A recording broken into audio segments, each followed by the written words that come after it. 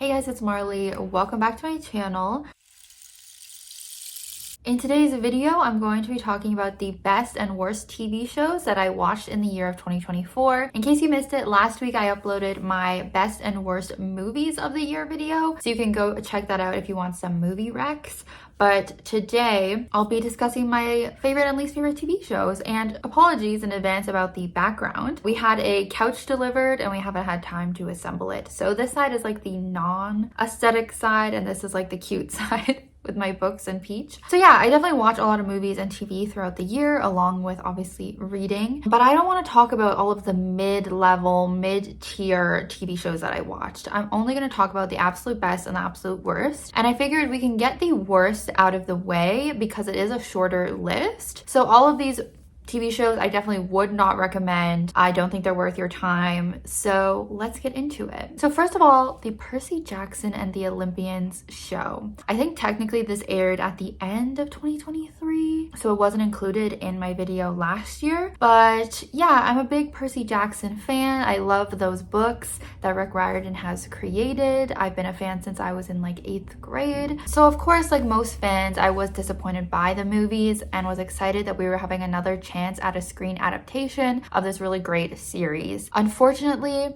did not enjoy the show. I really tried my hardest to like give it a chance and see the positives, but ultimately I just think it was really poorly done. And I actually think, I'd have to go and rewatch the movies. I actually only watched the first one, to be honest. I'd have to go back and rewatch them to be sure, but I feel like the movies were honestly better than this show. And it's crazy because Rick Riordan, the author of the books, like works on the show. And I just feel like he has maybe over the years like forgotten the true like vibe of his own books. Like, I don't know. Percy Jackson is obviously a show about this kid who finds out he's a demigod. He is the son of Poseidon. He ends up going to this camp called Camp Half-Blood where all the demigods go to train. Then he gets sent on this quest with two of his closest friends, Annabeth and Grover. A major issue that I had with the show was the lack of humor and lightheartedness. I think the actors, the young, kid actors did as best as they could. I really think it came down to the production, the writing. I think those were the things that really suffered. I would not blame those kids at all. I think they do a good job with what they're given, but I really blame the writers and anyone involved in like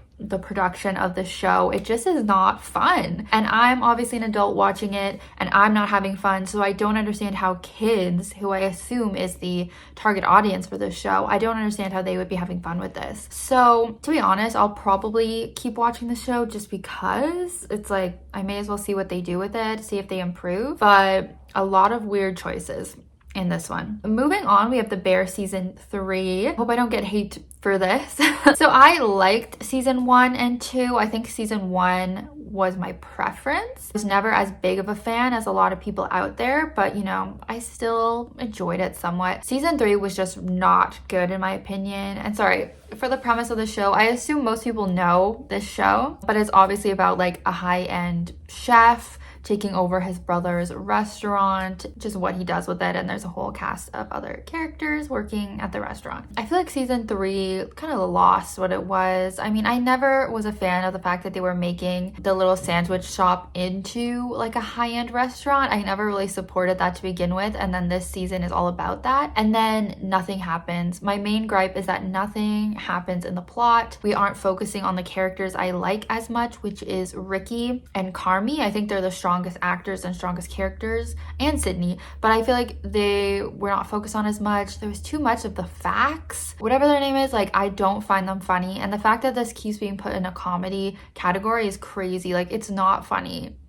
other than when the facts are in it, but I just really don't like those characters. I don't find them funny. So yeah, leave your hate comments below, I guess, if you disagree with me, but just really didn't like this season. Next up, we have Unbreakable Kimmy Schmitt. This might be controversial as well because I feel like a lot of people liked this show back in the day. It's been on my radar for a while. I mean, I'm not a huge sitcom person, but I do watch them occasionally. And so we started up this one to have sort of a lighthearted show going on amidst the other drama shows that we watch. But I just was not a fan. Like, it was just not very funny, other than the one guy character, I forget his name, I'm sure you know who I mean. He was genuinely funny, like that actor was funny. The rest, like the blonde lady, not working for me. And I also feel like it was a little bit outdated as well. I don't remember like when the show came out, but I think like maybe at the time it was better, but now watching it, like it doesn't really hold up. So we did stop watching the show like a few episodes into season 1. Next up is Umbrella Academy season 4, which is a real shame. I definitely enjoyed this series. There's some characters I really love, like Five and Klaus. Like I really did like so many of the characters in this series. It is, of course, a superhero type of show about these like adopted siblings who have different powers. It was so like goofy, just kind of a refreshing take on like superhero shows.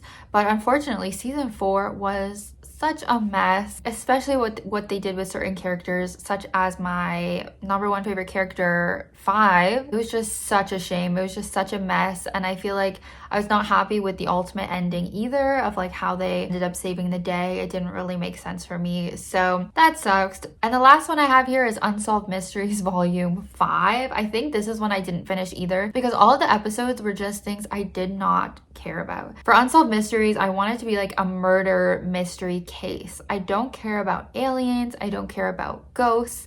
Any episodes that have to do with those things, I think are so dumb. So really disappointed with some of the newer volumes and how they have so many of those episodes. So yeah, that's gonna be my worst TV shows of the year. So now we can get into the best. So these are ones I obviously would recommend watching. First up, we have Ginny Georgia season 2. I feel like I mentioned season 1 last year. Season 2, I must have watched at the beginning of the year, so sorry if my thoughts are not as like coherent because that was a while ago. But yeah, I mean, I just absolutely love this show. If you want like a teen drama show that also has some more like grit to it, it's following like a mother-daughter. And so because of the teenage daughter, we have a lot of those teen high school issues.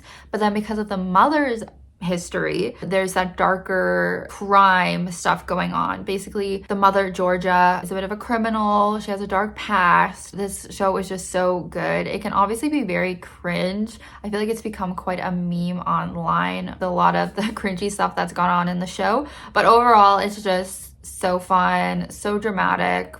Love it. Then we have Traitors Canada, and I realize I put season 1 and 2 on this list, so I'll just talk about both. If you don't know the show, The Traitors, I think it originated in the UK. It's like a reality competition show. So I also watched the US version, and then they have a Canadian version. I'm Canadian, so, you know, love that. Basically, you get a group of people, and a lot of times it is mainly made up of celebrities or like minor celebrities, like people you would see on other reality shows, for example, Amazing Race or Big Brother, stuff like that. So these people are all staying in this mansion. 2 to 3 people are chosen as traitors, and throughout the show they are murdering people at night, figuratively, and then the next day they vote on who they think the traitor is, and you can also get eliminated that way. And ultimately they're trying to win money to add to the pot, and whoever is left at the end will win that pot of money. If it is only faithfuls left, then they will split the money,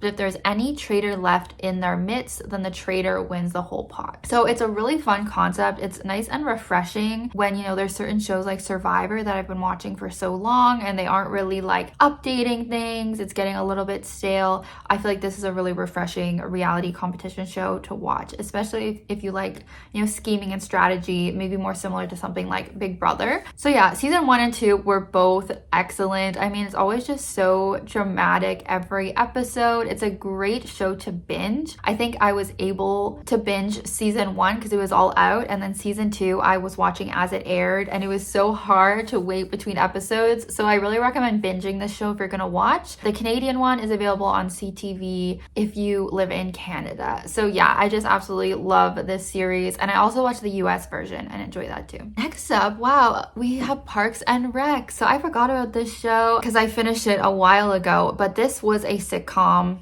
that I watched this year. I never watched it back in the day when it was airing. As I said, I'm not like a huge sitcom person, but I'm really glad that I finally watched this show. I believe it's kind of like an Office spin-off kind of thing. I didn't love The Office, but I really did love this show and what it became. All of our characters, Leslie Knope, all of them. Like, it's just a great show. Again, this is one I'm sure most people already know. I don't really need to get into it, but this is one that would hold up. Like, there's so many shows that don't hold up from back in the day, but this one I think definitely does. So yeah, would recommend. Next up, we have My Life with the Walter Boys. So I love cheesy teen shows. I do. Like, if you're not into that, feel free to click off the video. We clearly have different tastes, but I do. I just love a silly, fun teen show where there's romance, there's love triangles, there's drama. This just gave that all to me. Basically, we were following a main character, this teenage girl whose parents or her whole family has passed away. So she has to go live with the Walter family because that's like her god family or whatever. And they have so many sons.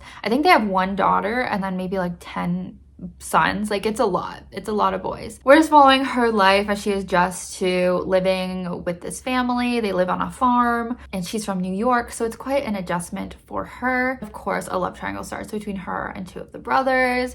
Team Cole all the way. Just a super like fangirly show to watch. So if you're into shows like this, definitely check this one out. Okay, another of my favorite teen drama shows is Young Royals Season 3. I know last year I must have mentioned this show for like Season 1 and 2 because I binged them last year and absolutely loved them. And this year, Season 3, the final season, dropped. This is a Swedish TV show, so there is subtitles or you can watch it dubbed, but it is about the Prince of Sweden. He gets in a lot of trouble, so he gets sent to this boarding school, and then we're just seeing his life there, mainly the romance that he develops with another boy there. Obviously, it is quite taboo, not really allowed for him to be gay and be dating another boy, so it is mainly focused on their relationship and the angst between it. I've heard this before and I've said it before, but it's kind of like the angstier version of Heartstopper. Like, it is really, really cute. Great to watch the relationship between these two boys and the other characters that are in it, but it is a lot more angsty than Heartstopper, so be prepared for that. But yeah, it was a really great final season to the show. Absolutely loved it. Ooh, this is a big one for me. This is a big one. The Walking Dead. I watched this entire show this year. Another one I'm late to the party on. I never watched it when it was airing. I of course saw a few things online here and there. I knew about certain characters, certain ships, certain deaths and such, but there was just so much more to it. Like, I still was shocked by a lot of things, and yeah, I really have enjoyed watching this show. It took me maybe a little bit to get into it, maybe a couple seasons, and then I was hooked. And then, I mean, the ending obviously became not as good. Like, the show is going on too long, and I can't say I support all of these spin-off shows. I think it's just a little bit ridiculous. That being said, I've watched one spin-off show I'm not really interested in anymore, but still, this show is so fun. Obviously, it's about a zombie apocalypse. We are mainly following Rick Grimes, who was a police officer before, how he is trying to keep his family safe, and we have a whole big group of characters. It gives kind of like Lost vibes for me because it's like a group of strangers for the most part having this kind of found family develop, and they're just all trying to survive together in this zombie world. Yeah, obviously I don't really need to be recommending this at this point. Everyone knows it, but I finally watched it. Now I understand the hype. Another show, or more of a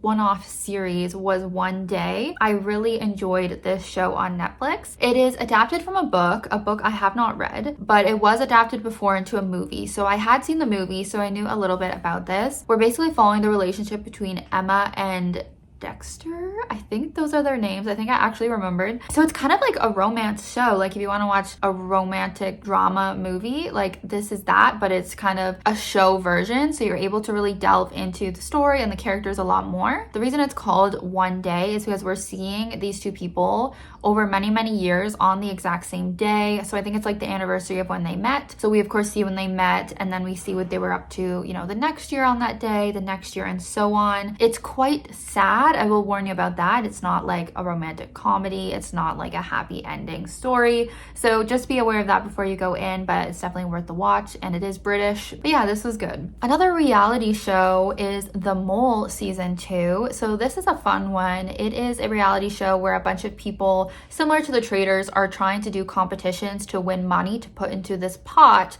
and at the end the winner will get the full pot. The reason it's called The Mole is because one player is the mole. So they are actually trying to sabotage everyone, trying to sabotage the missions, trying to get money out of the pot. Us as the audience actually don't know who the mole is. The contestants don't know who the mole is. At the end of every week or every day, whatever it is, they have to vote on who they think the mole is. And if you get the most answers wrong, you get eliminated that way. So basically they're just trying to find out who the mole is. Really, really fun show. I feel like I always... Actually, no, the first season I figured out who the mole was. I feel like season 2, I wasn't as sure. I wasn't correct. So yeah, I really recommend this show if you're into these types of game shows. Then, okay, we have a trend of me being late to the party on so many shows this year apparently, but I finally got into Bridgerton. The reason I didn't want to watch it initially, I think is because I knew I wouldn't be a fan of the books that they're adapted from. They're like historical fiction romances, and I just don't read that type of thing. And so I was like, oh, I'm not gonna watch that either. Like, I don't know if I'll be into it. But finally I was like, no, like,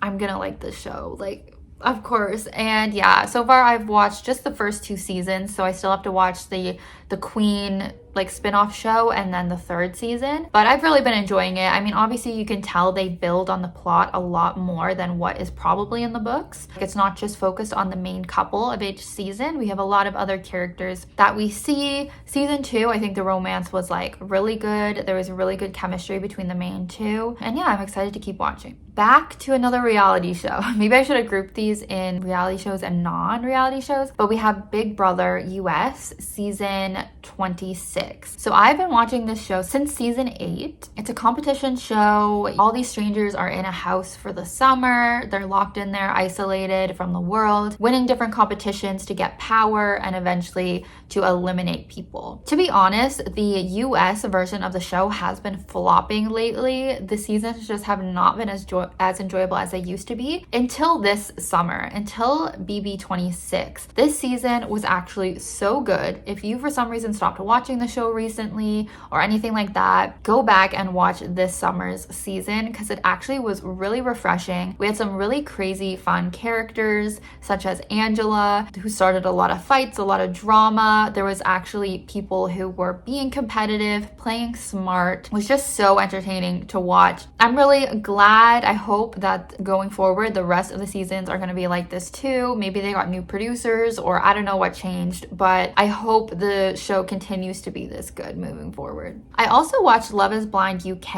I've only really watched Love is Blind US, and I did watch the Mexico version actually. I didn't have plans to go outside of that, but then I was hearing really good things about the UK season. I thought it was really good. Again, I think it was refreshing because I think the US one is getting kind of out of hand. Like, you're not really rooting for the couples as much anymore. But in the UK version, it felt more real. We had older contestants where it just made more sense for them to go on this show and more sense for them to get married. It didn't feel as much like it was just people going on to become influencers. There were some genuine people and genuine relationships. So that's why I enjoyed watching this show. Then something I'll mention every single year that there is a new season. We have Heartstopper season 3. Absolutely adore this show. It's basically perfect. It is based off a graphic novel series about these two boys, Nick and Charlie. It is their love story. It's a very heartwarming LGBT show, not just for Nick and Charlie, but there's a lot of other characters too that are part of the LGBT community, and it's just so fun to watch. This season definitely got a little bit intense. There was a lot of sadness going on as well, upsetting stuff like eating disorders and mental health issues, but I think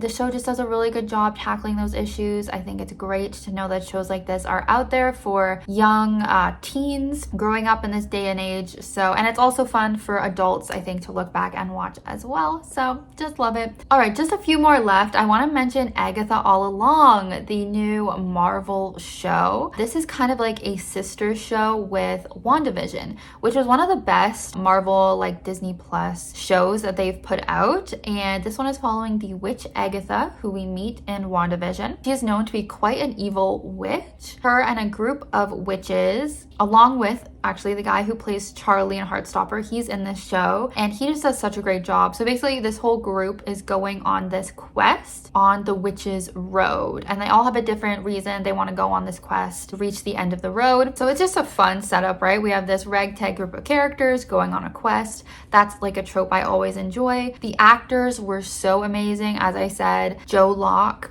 who was in Heartstopper and this, he did a great job. The lady who plays Agatha, I think her name's Catherine, she was just great. There was some fun twists. There's magic, there's humor. Like, it was just a very well done show. Way better than a lot of the other Marvel shows, to be honest. But I would recommend watching WandaVision before. It'll give you a lot of context. Next up, not too much to say about this one because it is in its 4th season, but I watched Only Murders in the Building season 4. This show is just always so fun. It is similar to like a cozy murder mystery where we're following these 3 people who live in this apartment building in New York, 2 older gentlemen, and then Selena Gomez's character. They start solving murders that happen in the building, and they have a podcast.